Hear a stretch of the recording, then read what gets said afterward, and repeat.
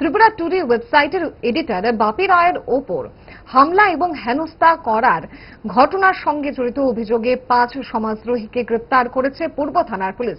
গত শুক্রবার রাতে পেশাগত দায়িত্ব পালন শেষে বাড়ি ফেরার পথে গণরাজ চৌমুহনী এলাকায় কতিপয় সমাজদ্রোহী তাকে আক্রমণ করে, তার মাথা ফাটিয়ে দেয় এবং তাকে শারীরিকভাবে হেনস্থা করে। পরে আক্রান্ত বাপি রায় আক্রমণকারীদের চিহ্নিত করে পূর্ব থানায় লিখিত অভিযোগ দায়ের করে। ঘটনা তদন্তে নেমে পূর্ব আগরতলা থানার পুলিশ 5 জন দুষ্কৃতীকে আটক করে এবং তাদের ওই দিন ব্যবহার করা নম্বরবিহীন দুটি স্কুটিও পুলিশ আটক করেছে। পূর্ব আগরতলা থানার ওসি সঞ্জিত সেন রবিবার সাংবাদিকদের এই সংবাদ জানিয়েছেন।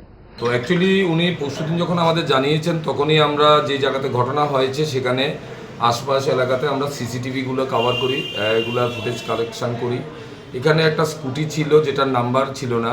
এই স্কুটিটাকে মূলত আমরা পথপ্রদর্শক হিসাবে ব্যবহার করে স্কুটির মালিককে প্রথমে আমরা বের করি, তাকে ডেকে আনি থানাতে।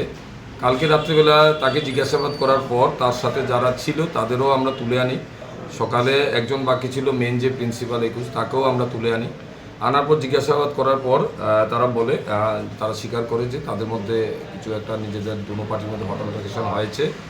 তখন তাদের মধ্যে থেকে একজন অত্রজিৎ দাস, তার হাতে একটা স্কুটির চাবি ছিল।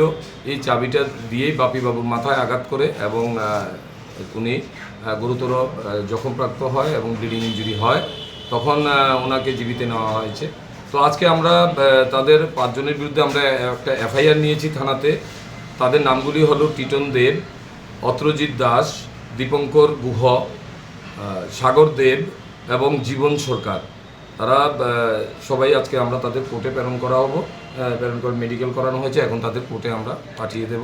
তাদের বয়সগুলো কীরকম? তাদের বয়সগুলি মেনলি 18 থেকে 21 বছর 4 জন, আরেকজন 32 বছর। বাড়ি কোনখানে?